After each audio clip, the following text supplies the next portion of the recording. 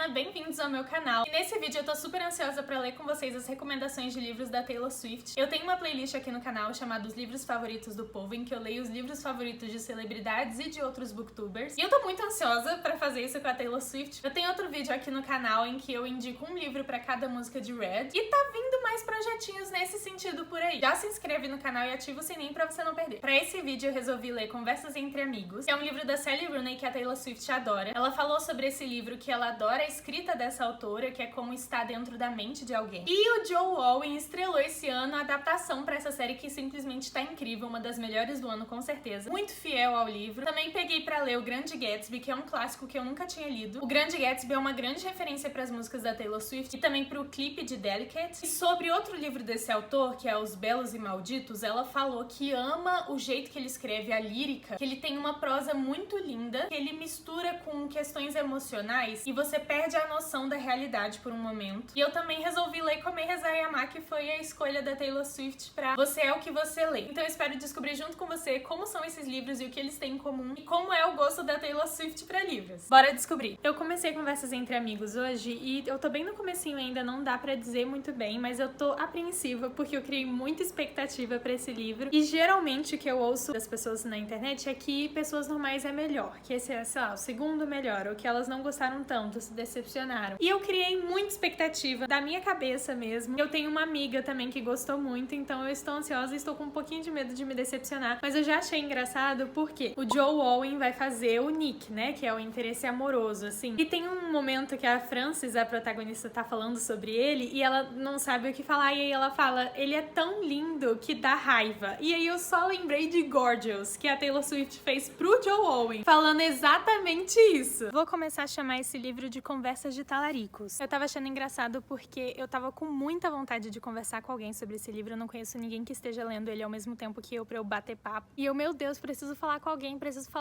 e esqueci que eu estou gravando um vídeo exatamente pra isso. Eu estou gostando muito, pessoalmente. Achei que tem um ritmo super fluido. Eu quase li numa sentada só, tô gostando bastante. Mas tenho muitas considerações. Eu não sei se eu estaria gostando tanto se eu não tivesse me preparado psicologicamente pra ler esse livro antes. Porque, sendo sincera, eu não gosto de livros que sejam baseados em mentiras, que as pessoas estejam fazendo coisas que elas saibam que é errado e que vai colocar tudo a perder. Eu não gosto de me apegar às coisas que eles futuramente vão perder. Então, por exemplo, esse livro é sobre a Frances e o Nick, e a Bob e a Melissa. Principalmente sobre a Frances e o Nick. A Frances e a Bob são ex-namoradas que ainda são amigas e têm uns 21 anos, trabalham juntas, estão numa época muito sobre se descobrir, fazer arte, ter conversas que parecem super profundas, talvez se achar um pouco mais importante do que realmente são. Enfim, coisas da época. E elas ficam amigas dessa Melissa, que é uma escritora mais velha do que elas, e começam a viver no círculo social dessa Melissa, inclusive muito com o marido dela, que é o Nick. E o Nick, que é o Joe Alwyn. E ao mesmo tempo que a Bob se aproxima muito da Melissa, a Frances, que é a protagonista, vai se aproximando cada vez mais do Nick, até que eles começam a ter um caso. E eu achei que eles ficaram juntos bem antes do que eu esperava. Eu pensei que ia ter muito mais construção antes disso e ia ter mais tempo de eu me apegar às coisas que eles iam perder se ficassem juntos. Mas não, inclusive não me apeguei em nada às outras amizades. Eles eram o meu ponto central, assim, que eu achava mais interessante mesmo. Vou ficar mudando de lugar. Mas enfim, eu gostei disso porque facilitou eu não ter muita empatia, assim,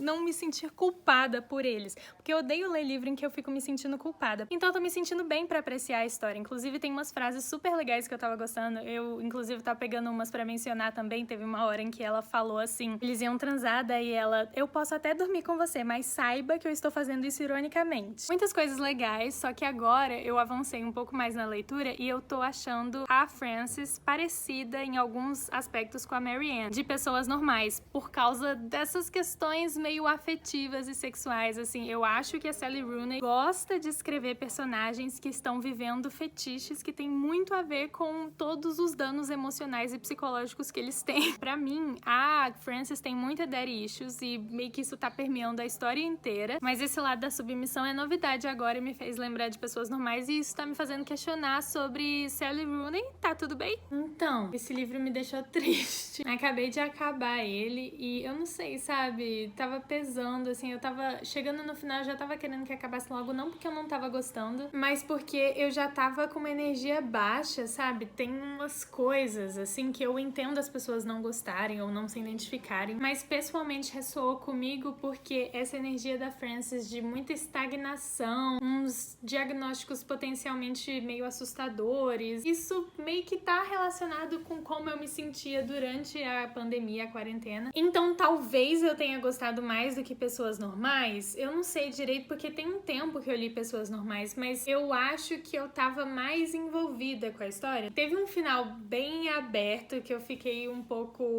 onde estamos chegando? Mas também era esperado, eu acho que é o estilo da Sally Rooney. Agora, algo que eu acho que tem que ser pontuado é que eu gostei dos temas que foram tratados, mas eu acho que a automutilação não foi tratada com tanta responsabilidade. Todas as coisas que tinham no livro, eu acho que eram sentimentos reais, eram conversas que poderiam muito bem ser entre pessoas da minha faculdade, pessoas que eu conheço, entendi ali. Eu vi umas pessoas criticando, falando que parecia um manifesto comunista, não sei o quê. E, gente, por favor, faculdade é assim. E eu senti muito menos como um manifesto e muito mais como culpa burguesa. Mas enfim, acho que agora foi o momento certo pra eu ler esse livro. Não sei se eu teria gostado dele se eu lesse em outro momento. E estou mais curiosa pra ler Belo Mundo Onde Você Está. A minha amiga disse que eu ia gostar mais de Conversas Entre Amigos do que Belo Mundo Onde Você Está. Mas eu acho que talvez eu me identifique mais com as coisas que acontecem em Belo Mundo Onde Você Está. Não sei. Não tenho a mínima ideia nem do que acontece, né? É só umas coisas assim que eu ouvi falar sobre amizade, sobre pandemia e sobre escritores. E eu acho que o que atrai a Taylor Swift nesses livros é essa escrita muito reflexiva, sabe? Além de que esse livro tem tudo a ver com o álbum Folklore. Tava até escutando Illicit Affairs enquanto eu lia, mas agora eu quero ler alguma coisa mais leve, mais alegre, porque eu tô tipo...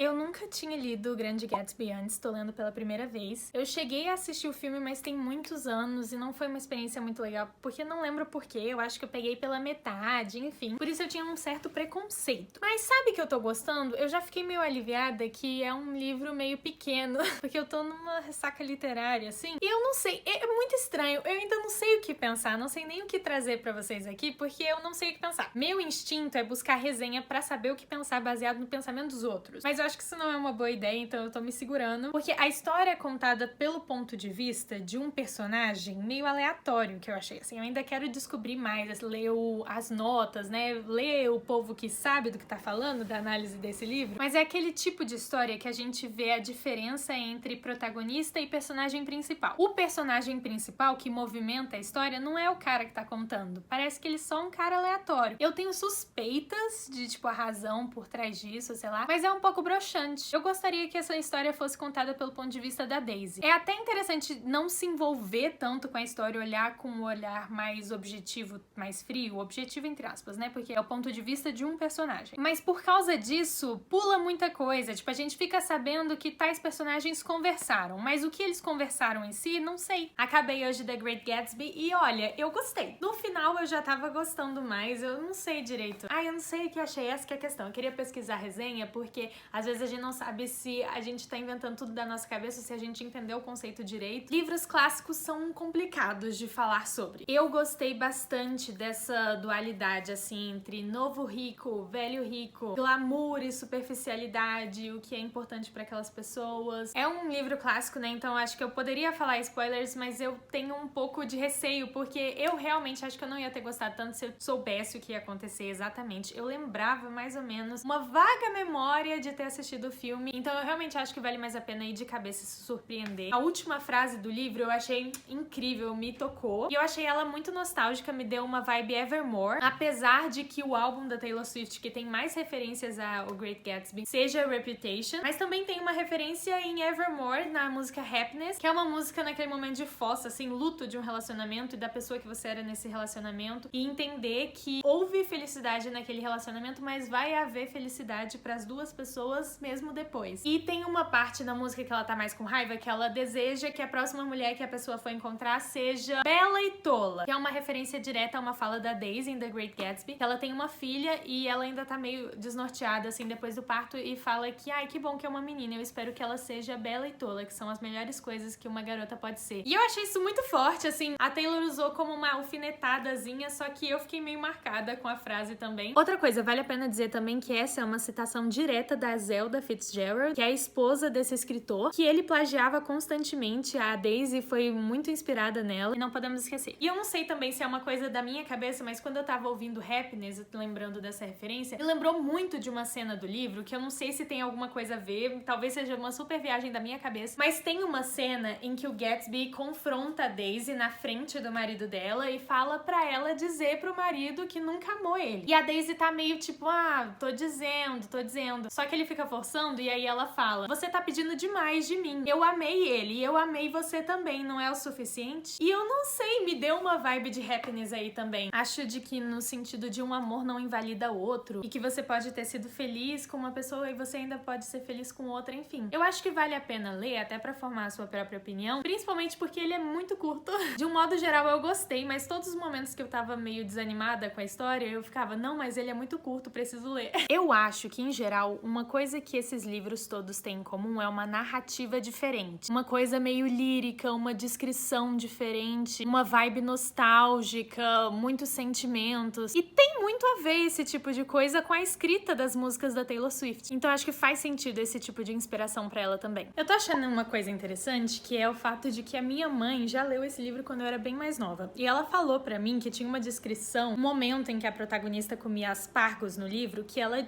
assim, salivava só de lembrar. E, de novo, aquela coisa que eu falei da Taylor Swift gostar de narrações diferentes, uma coisa mais lírica, eu acho que se encaixa aqui também, porque é um memorial, né, mas é bastante descritivo, e principalmente as comidas. Eu não achei o aspargo tão descritivo quanto outras comidas que ela já falou antes, mas realmente teve outras descrições que eu fiquei com água na boca só de pensar. E uma coisa também que eu tô pensando, porque assim, o livro é dividido em 3 partes, as 3 viagens dela, e eu ainda tô na parte da Itália, mas tô chegando no finalzinho. Daí eu vi uma crítica que falava que a história era sobre uma princesa americana neurótica no meio dos seus 30 anos. E é óbvio que eu não tô aqui pra falar e criticar as críticas dos outros, mas eu fiquei pensando que essa coisa de, princesa americana neurótica, é parecido com o tipo de crítica que a Taylor Swift recebia antes da era Reputation e durante. E não é um livro pra todo mundo, obviamente, até porque, sendo um memorial, é muito pessoal pra essa escritora. E é um livro sobre as descobertas e a experiência dela viajando. Então ela não fala muito sobre tudo que aconteceu na vida dela antes dela viajar. Ela passa um panorama geral, mas ela preserva, assim, ela não quer falar sobre o que aconteceu no relacionamento dela pra fazer ela querer se separar. Não quer dar esse tipo de detalhe, e eu vi muita gente reclamando que isso fez com que eles não conseguissem se conectar com a protagonista. Mas não tá sendo um problema pra mim eu conseguir me conectar, principalmente porque o que eu quero me conectar é com a experiência dela. E eu entendo esse desejo, porque eu sou sagitariana. E a Taylor Swift também é. Mas assim, obviamente, não é perfeito. Ainda vamos falar mais sobre o livro daqui pra frente. Mas eu já tô percebendo umas coisas que você fica assim,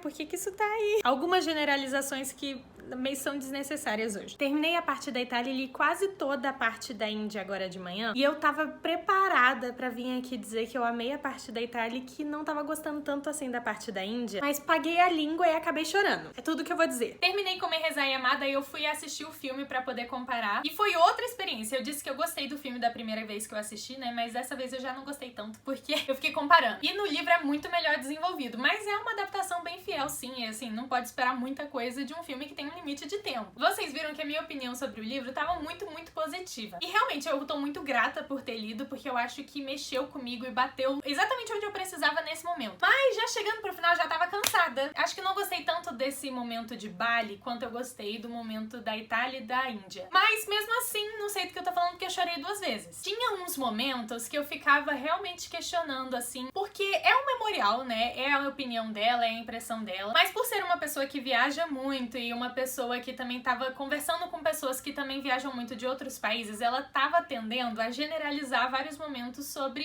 pessoas daqueles países. E é algo normal, mas é algo que me deixou assim também pensando, é mesmo necessário? Será que isso tá sendo ofensivo pra alguém? Mas eu gostei muito de ter lido essas indicações. Obrigada, Taylor Swift. Se você gostou também de acompanhar esse vídeo, me diz aí nos comentários que outro artista você quer que eu pegue indicações pra gente compartilhar juntas. Se for comprar algum desses livros, não esquece de usar o meu link. E também já corre pra assistir o vídeo em que eu leio as indicações do Harry Styles e do Timothée Chalamet, que eu acho que você vai gostar. E eu vejo vocês na semana que vem.